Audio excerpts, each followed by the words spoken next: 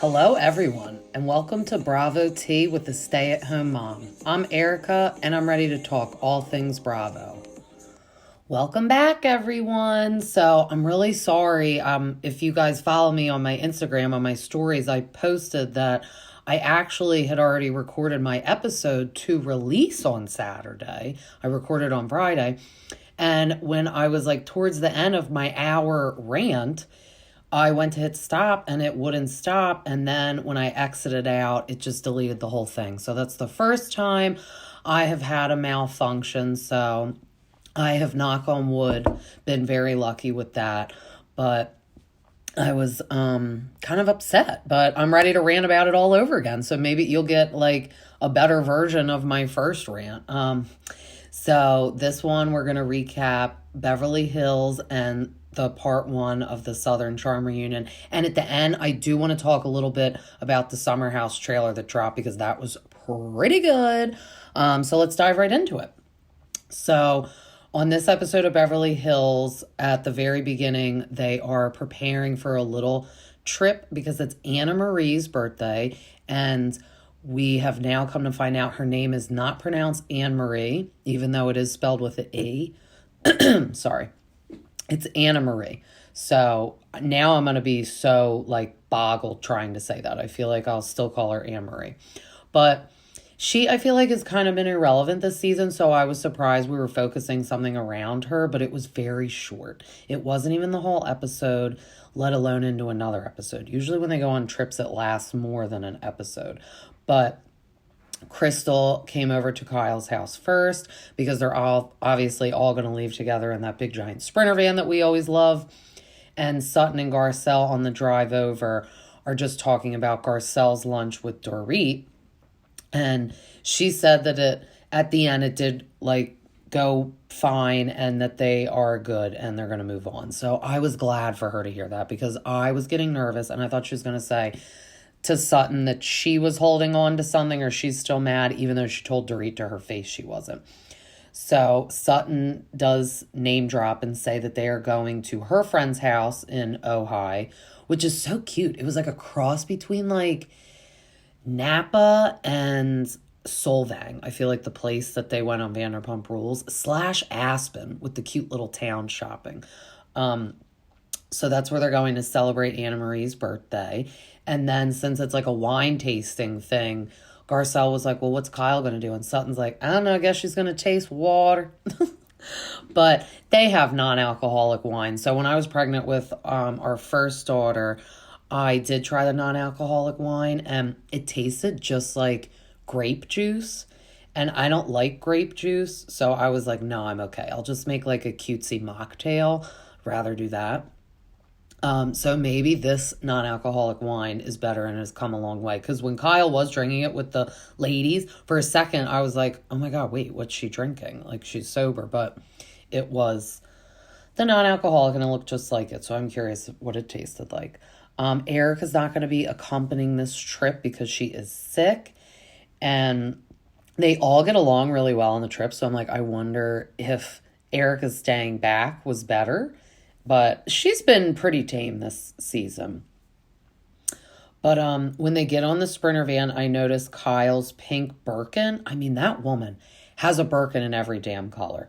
But this one looked really cool because it had like some black in it and it was matching her sweater. I feel like she has so many that she matches them to her clothes. Like, oh, I'm wearing like a blue shirt today. I'll get my blue Birkin. It's like, must be nice.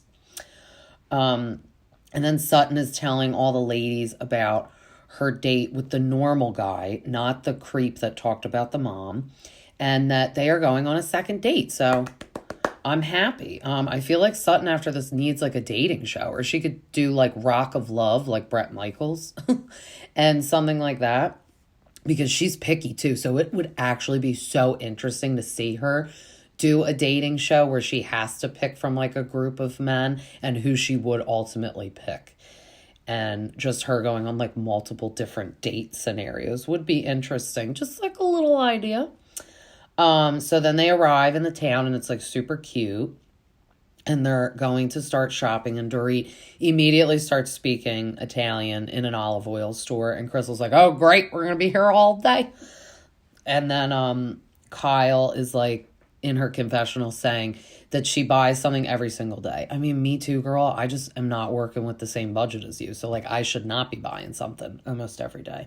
But it's really hard not to, especially now that we could just do it online. I do love to support small stores, though, like the little boutiques they're going into. I do love that. But it's really easy to order like a little something something on Amazon, too. And then Anne Marie is like to Garcelle, who is the biggest shopper out of all the ladies in the group? And Garcelle's like, definitely Kyle. And Kyle's like, yes, I nominate myself. And she comes out of the stores and has so many shopping bags that they don't even know if they could fit it in the Sprinter van. She's going to have to like Uber her bags elsewhere. Kyle probably always was a shopper, but I did kind of like think, I wonder if she's like over shopping now because she's going through a tough time. Because, you know, we all do that. We either like over shop like that or like overeat or like over drink. We just like overdo it because we're going through something. So I do wonder if that's a little bit something, but I feel like she does like to shop anyway. So then they arrive at the winery and it's beautiful. So I guess this is Sutton's friend's house because also since the trip was so short, we didn't see them like where they slept and stuff and whatnot. So I'm still boggled that it was so short, but maybe it was like they were getting along. This is my thought. They were getting along too much that they're like, we'll cut some of this out. It's not good. But I like to see them get along too. And like, by the way, if you have to make the season like 1 or 2 episodes longer, but they probably don't want to because they'd have to pay everyone more, do it. If like, I like to see pleasantness also. It doesn't have to be drama every episode all the time. So Kyle is just saying that she loves like nature now and that LA is just, she feels like is not suiting her anymore since she is sober. And she, like in her next chapter in life, when Portia graduates, she could see herself living more like mountain-esque. Now, I don't know if she'll be mountain-esque with all those Birkins, but I could see her like living in Aspen, like full time. But also, like, she is the Palm Springs house, and when they do get divorced, I don't know what will happen with, like, the assets, unless, like, maybe they'll, like, share that house and, like, amongst each other, but I don't know, that is kind of weird. I could see her living in, like, Palm Springs, too, because I feel like it's, like, more low-key, and she would at least still be in the same, like, state that her daughters will probably stay in, and very close to LA. Like, if she wants to see family or somebody, she can. But then when she wants to be in like retreat mode, she can just be in Palm Springs. I would love to go to Palm Springs sometimes. It does look super pretty. But then she pulls out a card game and I'm like, oh my God, are they like doing a card game at every time they go to a dinner table or like a setting now? But this one is funny. When I noticed everyone was getting along, I really noticed Sutton and Kyle were getting along, which was nice. And Kyle was saying you have to do an O face at something that like makes you excited. So they were like, oh, maybe like a Birkin for Dorit. And Dorit was like, oh, and like doing that. So I think all those women swoon over all the Birkins and everything. But then Sutton pulled a card and it said, like social media and stuff, like how like your spouse could go too far. So Kyle said she has had these arguments and discussions with Maurizio about following and liking women on social media. So there we go. We're getting more intel. Now I feel like that's kind of why Kyle maybe flipped out on Sutton, because I don't think her and Maurizio are faking this by any means, but she wasn't going to air everything out in one episode because then she'd like literally have nothing to talk about the whole season.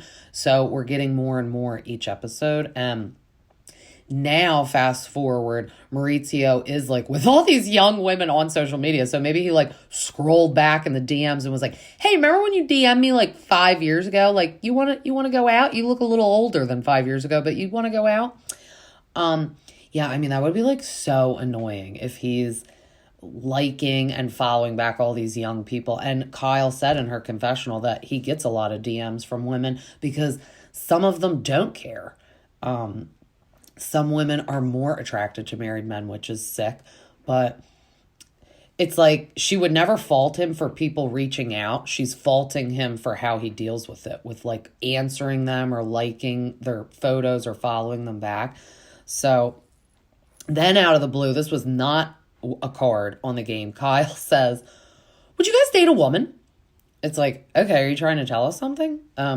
She's like, because I would. And then we're like, okay. And then Garcelle's like, I would think about it. And then Garcelle says in her confessional that like a couple years ago, Kyle wasn't even into talking about threesomes and sharing. And now she's saying she'd date a woman. And then she reveals that while she was on a trip in Mexico, which I did see Morgan Wade was on that trip. I think that's what they're talking about. That she learned what scissoring was. And then Kyle and Dorit lay on the ground and kind of demonstrated. So they're just really having a lot of fun, and that was refreshing. Sutton stuck her tongue in Dorit's mouth, came like behind her and did it. And Sutton said, you know the saying, work hard, play hard. Ours is we fight hard and then play hard, which I agree. At the end of the day, I think they all do love each other, but some of them just rub each other the wrong way, because if it wasn't for the show, they probably wouldn't pick, like Dorit and Garcelle would never pick each other, I think, to be friends and go to lunch and have just a friendship. So they have to learn to kind of be friends on the show, which is always interesting to see too. It's like when you go to college and on the first day you have to do those awkward like meet and greets, like, hi, my name is so-and-so and I like the beach. And like you have to do those icebreaker games, and it's like, I feel like that's what they do as friends. But then Kyle says she's having a celebration of life for her friend Lorraine that passed away, and says that Morgan will be playing at it. And then it goes to a little commercial break, and when it comes right back, we see Garcelle is cooking for her sons. Now, I love when she does that, because I'm a mom that loves to cook. I know some people don't, but I do love to cook. And my daughters, even though they're younger, love to be in the kitchen. But one thing that I saw that I could totally relate to Garcelle, when you're making dinner or it's almost dinner time, her son is like getting a bowl of cereal. And she's like, are you serious right now? Like, choke on that cereal. I am making this beautiful lasagna, slaving away in the kitchen. I saw her unrolling some crescent rolls in the background. And she's like, I cannot believe you're having cereal. And he's like, I just can't wait. And I'm like, I feel you, girl. That's like my children. But then she's like, I feel like you guys are going to college soon. And the one son's like, Mom, we're 15. But it's true. Like, she's already mentally preparing herself, since they're only there like half the time, that they'll be there like not at all, or just visiting. Like, they won't be living there. So she's like, I feel like we need to have like a sex talk. Let's talk about sex. Let's talk about sex. And they're like, no. They're like, I don't want to. And she's like, all right, I'll keep it short and sweet.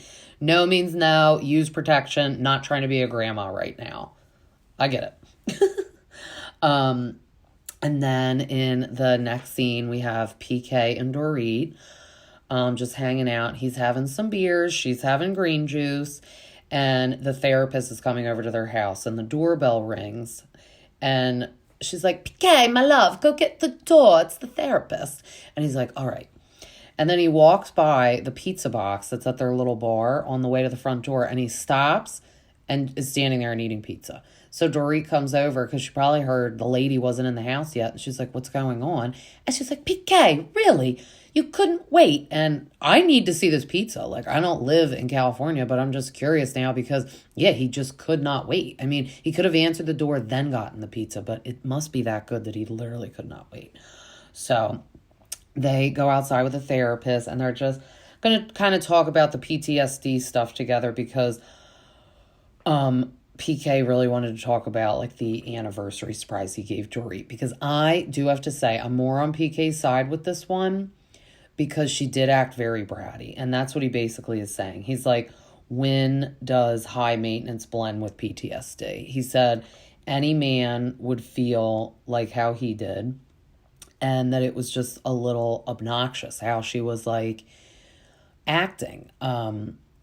She was like concerned about the bronzer not being there, the dresses. She's like, a lot of effort goes into getting dressed. And he's like thinking like, dear God, trying to do something nice because you're having a hard year. You're taking it as like crazy. The one crazy thing I did think too is, I guess after the robbery, she's like concerned always like her kid's safety. But you know your husband is planning this surprise. Like the minute you get up in the hotel room and know you're having like an anniversary surprise, she starts like panicking where the kids are. It's like, let's be real, you have a full-time nanny or a full-time babysitter. So I don't understand why that was like her first like freak out. Like, where are the kids? It's like, obviously PK is having them taken care of. What do you think? He just left and then was driving down the road and went, oh, forgot about Jaggy and Phoenix. Like, where are what are they doing? Like, forgot to leave them in care. Like, no. So I did think that was weird. And I did think she was being a total brat. I'm sorry. With like, she's like, oh, he could have gotten the presidential suite and then the bronzer. And then like, she said she didn't like any of those dresses. But I thought the dress that she picked looked beautiful on her. And screw the bronzer. Like, you probably already have a spray tan. Like, you look fine. And he said when he first met Dorit, she was less high maintenance and more bubbly. And I understand. Like, I feel like he's starting to think, you know, I've given you this nice life. Now you're just taking it for granted. And now you're kind of like being a big brat. Kind of like spoiling a kid when they're young. I get it. And then she's just saying she needs him more. And he does say in his confessional, it is hard to juggle a family and work. And he's just saying that he totally understands. And if she just says it in a more calm manner, that he will be there for her. And I love this. Like, Kyle and Mo, obviously she probably expressed these things to Maurizio, like, I need you more, you work too much.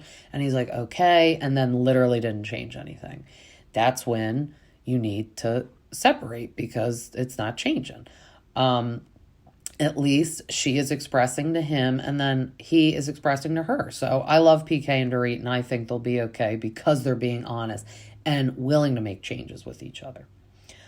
And then we see everyone going to Kyle's event. So Kyle and Teddy. So we're getting an appearance, unfortunately, from Teddy Mellencamp. Now, I hate to like shit on somebody, but Teddy just wasn't cracked up to be on the Housewives. Like, sometimes I feel like that with Crystal. It's like, or Anna Marie, because I'm not checking her. Like, you either got it or you don't. And I feel like Teddy just didn't have it. She was either like dead silent, or she was like purposely causing unnatural drama and pot stirring.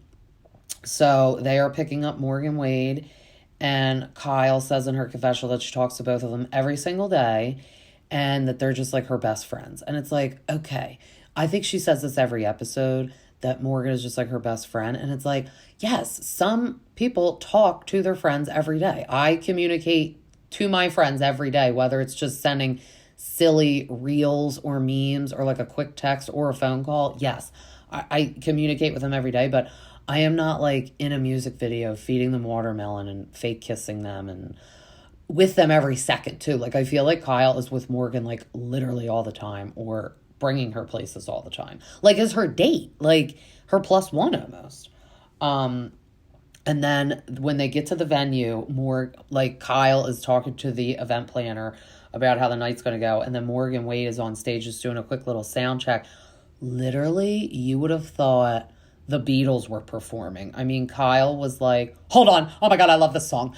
I need a fangirl out for my girl right now. And I'm like, oh my God, you see her perform all the time. You're going to see her perform that night. Like, these are things that leads me to believe that they are more than just friends. Because if that's just your friend, you'd be like, oh, like, I'll just hear her later. I'm literally talking about this party that's about to start. Like, these are just things that I am more leaning towards that they are in a relationship. And then I was like, where's Maurizio?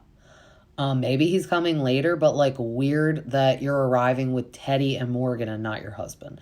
And it's an important event. So then everyone starts arriving, but still no Maurizio.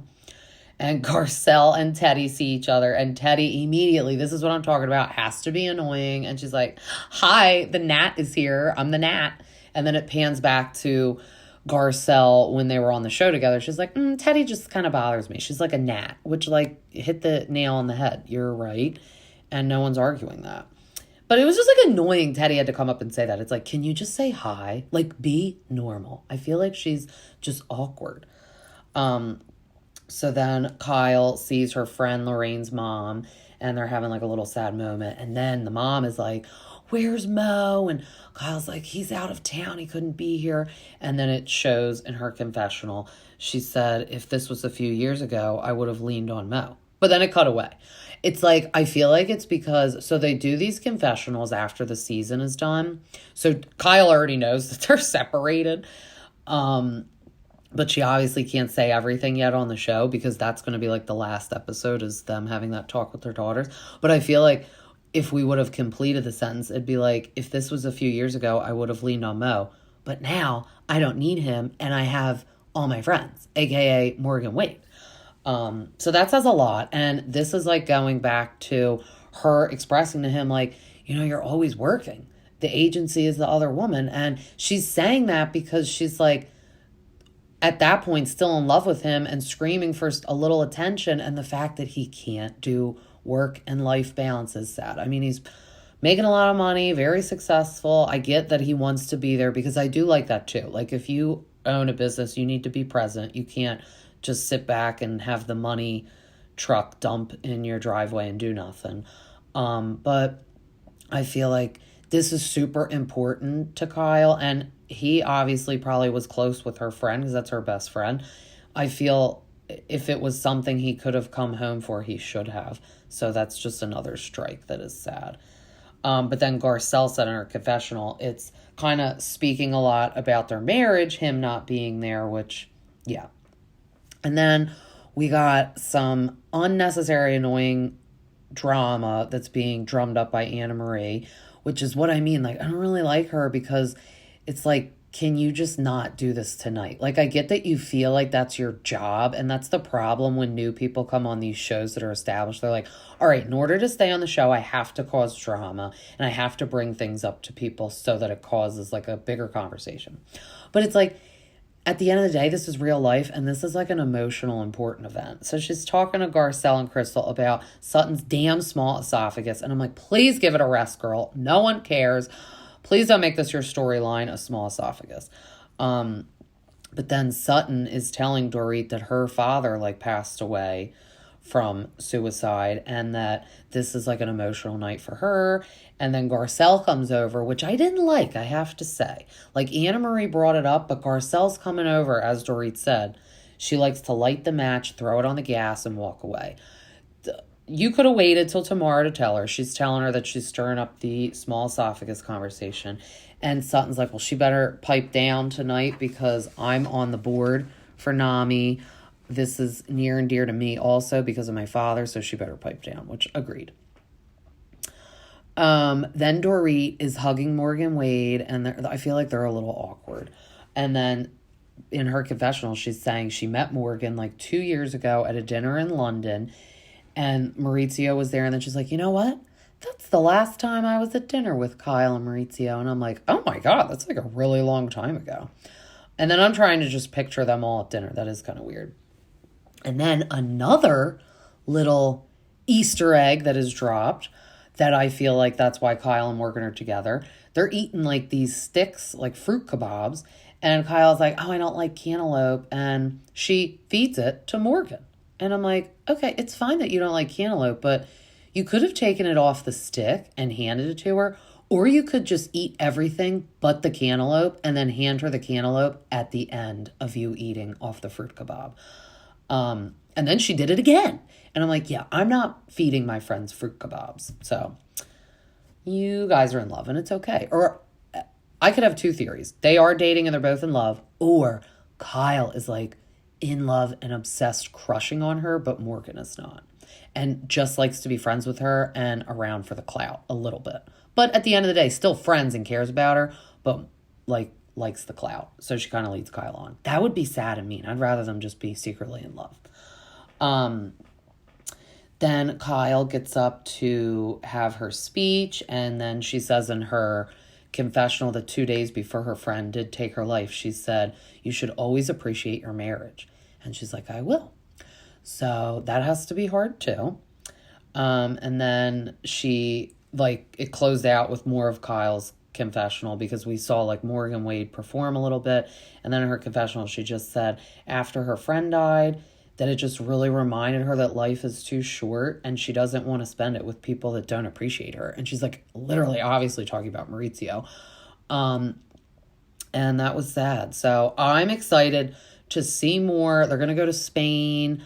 But honestly, feel like I'm just excited to see the last episode. I mean, it's going to be a sad one. I'm not excited that their marriage is ending, but I'm excited to see what they both say, what they say to the daughters, and what the daughters are going to say. I mean, it's going to be sad.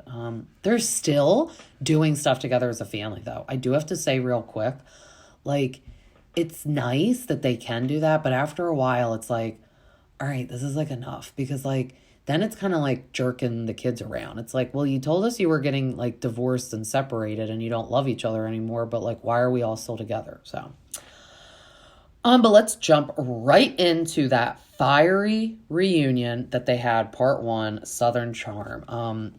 One person that was coming in too hot was JT right away. They're like introducing everyone, and Andy's like, how are you, JT? And JT's like, I'm going to perform an F-boy exorcism today, Andy. And then Austen's like, all right, calm down, JT. It's like your first reunion, which agreed, calm down. You'll get in the game. They'll come around and ask you all the questions. But before that, in the dressing room, Olivia said that Taylor is just not a person that she wants in her life. So I was like, okay, well, we know that there's going to be no resolution with that.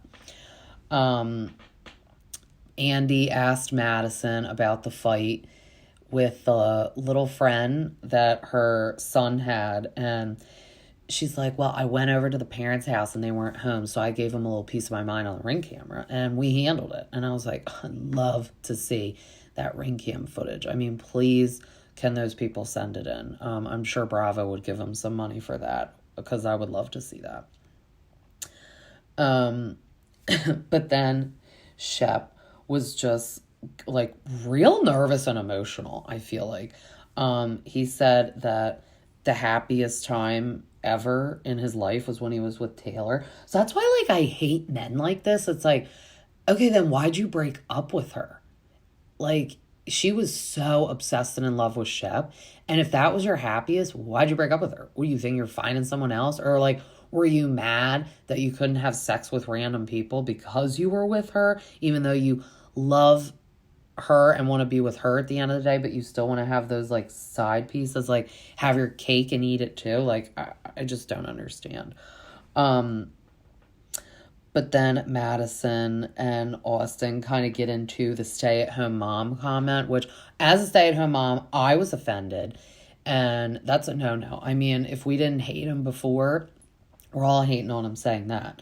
But it was funny. Madison was like, well, you know, Austen would have to find a woman to make her like a wife and a stay-at-home mom. And bored, we all know I'm not boring. And I'm like, yes, girl, 1 point for Madison, 0 points at all times for Austen. Then they're talking about sexual fetishes. And Craig is like freaky in the sheets a little bit, or likes like the little like sexual fetishes. I cannot picture Paige like that. Like, this is really mean to say. I feel like she's like the laziest person when they have sex, just because the impression I get of her on Summerhouse, like laying in that bed all damn day on the phone. It's like, sometimes I'm like, I get if you don't want to be like on a 10 at all times, running around and sprinting around the house, or like out on the town. But I mean, it's summer at least, and you're in a beautiful house. At least go lounge on the lounge chair all day on the phone, not the bed.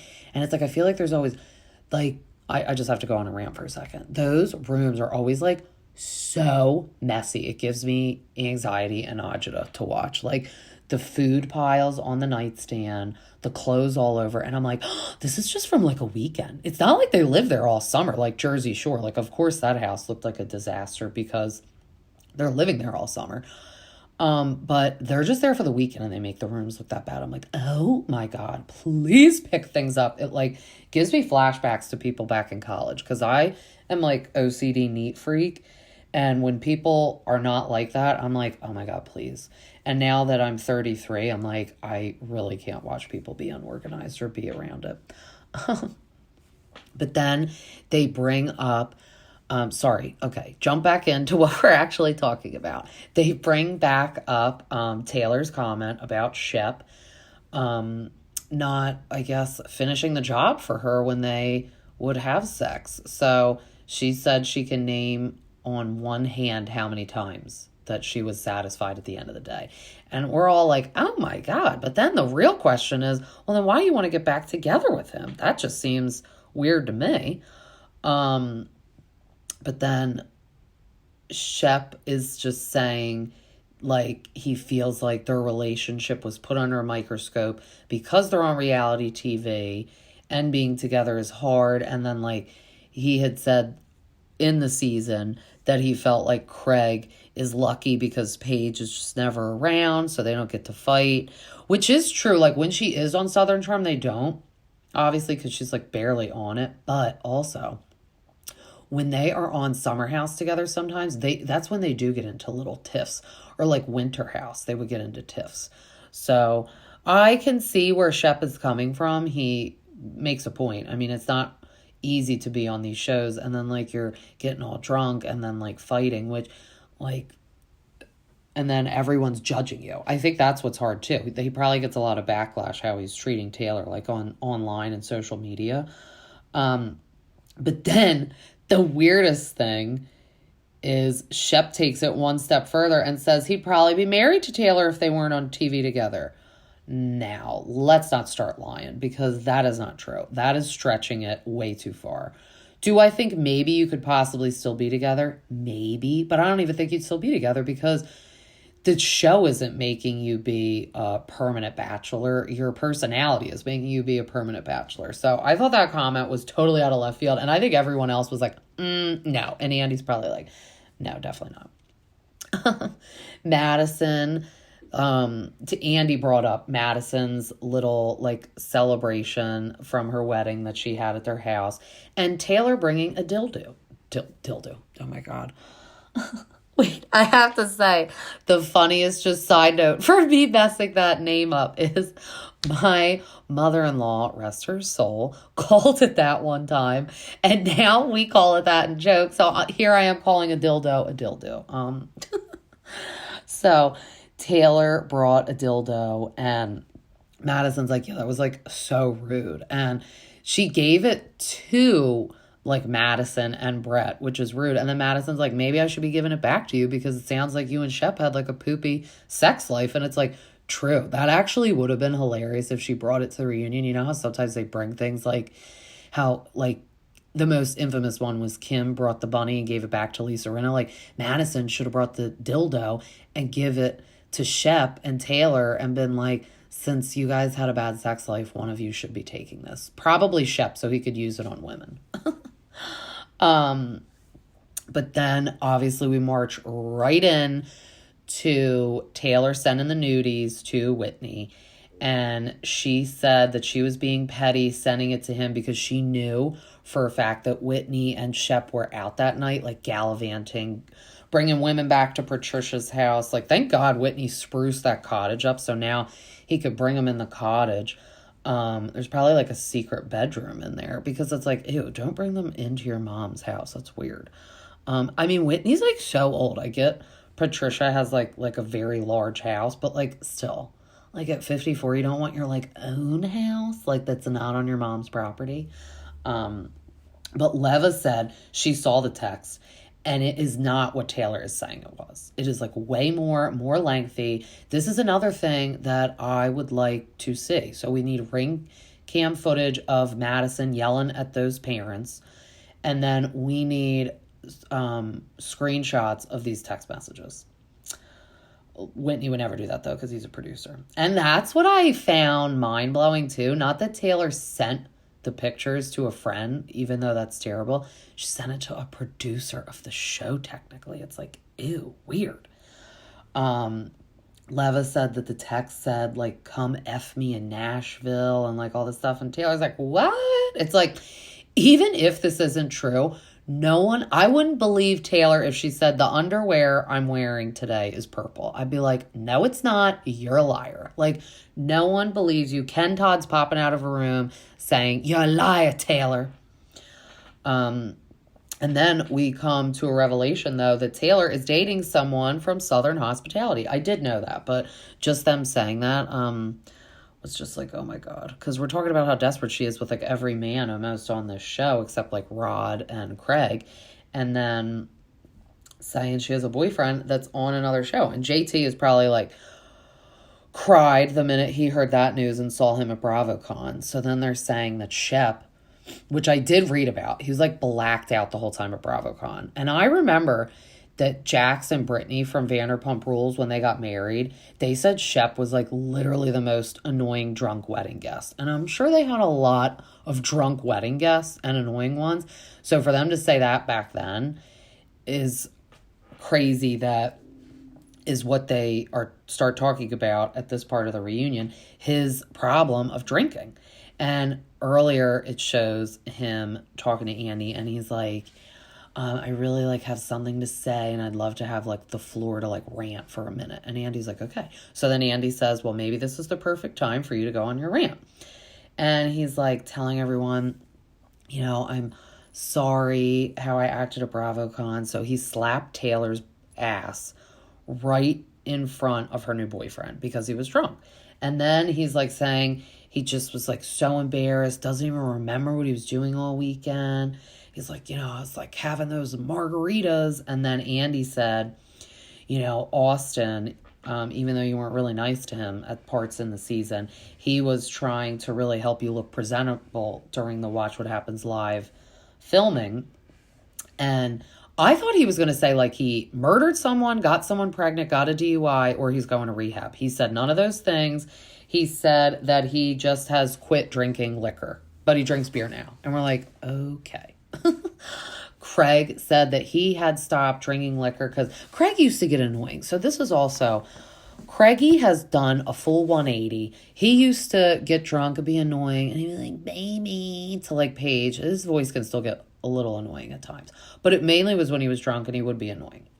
So that's why I'm like, Paige, you should move down, because look, he has changed. Like Craig is someone that he's like, all right, I was annoying. I look back on it. I'm going to make these changes. And he has done so. He said he stopped drinking liquor, and now he basically just doesn't drink at all. Probably like has some cocktails when they go to like a nice dinner, but like maybe just has a couple and then that's it. He's not like raging at all hours of the night anymore. And Shep is like 10 years older than him. So it's like, if Craig's not doing it anymore, you're definitely too old. Shep said he's making the changes though in his life that Taylor wanted him to make now a year later, and it's too late. And I feel like he is finally woken up and he realizes he does want Taylor back after all this time of her throwing herself at him, and him realizing how he acted at BravoCon, him seeing Taylor with a boyfriend, not just Austen or Whitney making him jealous because he knows at the end of the day they're not going to be together. A real boyfriend that does make him jealous and upset. And he thought he never would be like that, but I think he is feeling very regretful. But then they get right into talking about Shep and Austen on their Australia trip. Oh, wait, a side note, I forgot to say, because I talked about Craig more himself than his comment. He said that he can't be behind the wheel, like in a passenger. I'm sorry. Shep is behind the wheel. He can't be the passenger in his car anymore, that he's just like driving off the cliff. Because he's said this so many times, and he wanted to have like an intervention lunch, and Austen and Craig did not come. Because I think they've gotten that speech like 100 million times, and they're like, no, like maybe we'll listen to you when you actually start changing. So like they're over the talks. Like talk is cheap, you need to change. Okay, so now back to them on the Australia trip. Shep and Austen were like alone for weeks together in Australia, and that could have been a perfect opportunity for Austen to look at him and be like, hey man, I'm really sorry. This little drunken kiss happened. I'm sorry. I think Shep would have never even been mad. Olivia may have still been a little turned off, but if Taylor that day at the coffee shop, which is like, did anything ever happen between you guys? If she would have been like, yeah, some stupid goofy kiss, I think she would have been a little mad, but then gotten over because she was honest. That's the crux of why Olivia's mad at Taylor. And Taylor doesn't get that. the trust is broken. It's like I said, at this point, Olivia wouldn't believe what color underwear Taylor's wearing. Neither do I. Because just everything that comes out of her mouth is like a lie. Olivia said it's just turned into so much of a shit show that her, like Austen and Taylor, should have given it a shot, which is true. It's like, if you cheat on your wife or husband or boyfriend or girlfriend or backstab a friend, it better really be worth it. And you better just marry that person and go off into the wind forever. Like, Tom Sandoval literally probably kicks himself every night for ruining his life with Ariana, because at the end of the day, Raquel is nowhere to be found with him. She has blocked him, hates him. He lost business deals. He's lost friends. He's lost, credibility. And Ariana is like a rising superstar. So, yeah, I agree. Olivia makes a good point. Like, they should have just given it a shot. And then if they ended up together, maybe actually everyone would have been like, well, you know what? I will be friends with you because at least you guys are in love. Like, maybe that would have happened with Tom and Raquel too. Like, I could see Sheena being maybe their friend again and being like, I guess you guys really were in love and this is like a little fairy tale. Like, but I don't know. Thank God we don't have to watch her next season or them be together, because I think that would be worse. Leva said it was the sneaking around and lying, which is a problem, which is like agreed. And then Olivia said, you lied so many times that you're in like a bed of shit that you made, but now you're like mad about it. And then she's like, Taylor's trying to talk her, and she's like, no, shut up, Taylor. And it's like, it's true. It's like, you are in this bed of crap and you need to maybe say sorry 100 times. Like, because on the trip, she was like, oh, they're never really together, like smack talking her brother on the phone, Taylor was. And then that's when Olivia heard her and stormed in and said, like, I can't believe you're saying this. So after that, I think Olivia was like, I'm really done, because she is going to act like it's not a big deal. I'm overreacting. She's the victim in this situation. Like, that's annoying. So she tells her to shut up. And then Taylor's like, forgive as you would want to be forgiven. And we're like, what? What quote are you rambling off? And she's like, forgive as you would want to be forgiven. Olivia looks right at her and she's like, oh, I know exactly what you're going to say. Just say it, because you're stirring up crap. Just say it. And that's a confident person that isn't embarrassed and isn't lying when you're like that. She's like, just say it. Or she's like, or I'll say it. And then Taylor's like, you did like the same thing, when you hooked up with Thomas. And then everyone's like, wait, what? And she's like, yeah, T-Rav.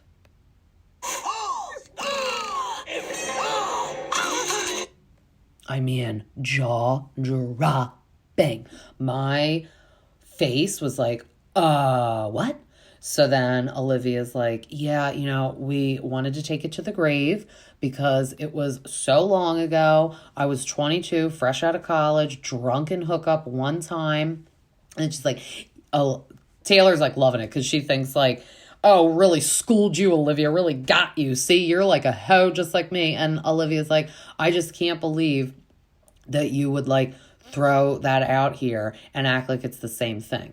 And she's like, yeah, well, you're friends with Catherine and you did that to Catherine. And she's like, I didn't even know Catherine at the time. And she's like, and Thomas wasn't with Catherine at the time. And now we see that Catherine has tweeted and come out saying, no hard feelings, not the same thing, girl, bye. Thank you. Thank you. I mean, Taylor, at this point, you need to just go maybe transition on to Southern hospitality, because the boyfriend, I'm sorry, he's not on the show. He's roommates with someone on the show, but maybe that show is a better fit for you. Like everyone being immature, arguing, cheating on each other, having drama, because the fact that she just keeps reaching and trying to make Olivia look like a jerk when she is the jerk and Austen in the situation. I think Taylor also just gets mad because she acts like Olivia isn't holding Austen to the same accountability, but it's because Austen isn't like acting like this. I mean, yes, he did wrong too, and he's a jerk, but he has said sorry, and when he was asked the question, he didn't lie. Even though their plan was to lie, Taylor should have cared more about her friendship with Olivia than sticking with some lie with Austen. And I just did not like that. And then they take a little break. And then Olivia storming off the stage. She's like walking right by Taylor and she's like, shit friend, shit human. And then she's like, it's bleeped out, obviously. F you see you next Tuesday. And I'm like, oh shit. They better air this on Peacock uncensored like they did the Vanderpump Rules reunion. When I tell you, watching it uncensored just gave it more of an angry feel. It was crazy hearing those F-bombs when they were all yelling at Raquel. I mean, that was just really the way to watch it. I mean, obviously I had to watch it the night it premiered with the bleeps on Bravo, but the next day I was watching it with all those F-bombs flying, and it really just gives it a more angrier approach. And then you get super angry and you're like, yeah, like you're acting like you're friends with Ariana and know these people. Like it really gets you into it. But that was part one. We have one more part. I'm glad it's 2 episodes, because sometimes when they do the reunions and it's 3, like unless it's like a Scandival and there's like so much to talk about, I feel like we could really get it done in 2, because sometimes when they stretch it to the 3, it's like just the 2 episodes are boring and only one is really dramatic, or like the end of the second one and the third one are good and the first one's just all filling crap. So I'm excited for next week's episode. That's going to be good. But since we have time, let's talk about the trailer that dropped for Summerhouse a little bit. Now, I like the cameras being picked back up. This has to just be a constant theme of all these shows on Bravo, because we had it start off with Vanderpump. They started the trend. Then we got Beverly Hills. They picked it back up with the Kyle and Maurizio thing. Now we're going to see it unfold at the very end of Summerhouse with Carl and Lindsay, because we will see them fight all summer, apparently. We see her, like, having a fight with him, and he's like, you accused me of being on drugs. And I'm like, oh, that's pretty bad. So we're going to see all of that unfold. We'll be able to make the judgment. Like, yeah, I'm on Carl's side for calling the wedding off, but I'm on Lindsay's side for, I don't like how he did it. And he humiliated her, I feel, because he was like scheming, having those cameras come, and that was sad. So that's how the trailer opened up, them breaking up, and she's like, Dad, Carl just called off the wedding. Like, immediately, that's so funny. Just storms off of the other room. Doesn't call like her friend or anything. She's like, Dad, I got to tell you, not even the mom. It's like, Dad, come yell at him. Come beat Carl up for me. There's 2 new guys. They look goofy. I am glad we're not going to have Corey, because I guess we don't have Sam. I think they're broken up now, though. I don't like follow them much because I could not bring myself to watch Winter House this season. Nope. It looked real bad. I was just like, no.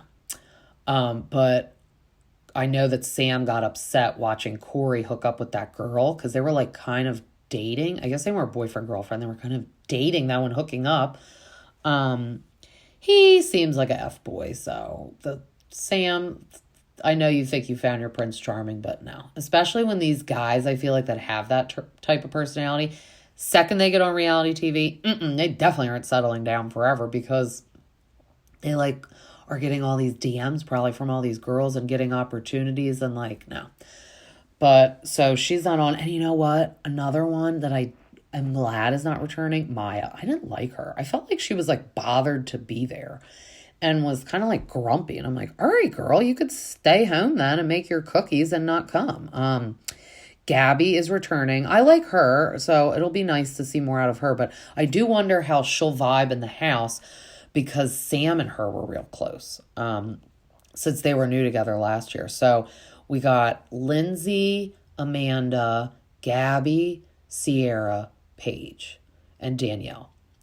I guess we're going to see, like, hopefully Lindsay and Danielle get along a little better. I don't know, because now current day they are getting along, but I don't really know about the season. And then the guys, we have Carl, Kyle, and the 2 new guys. Is that it? Yeah, I think so.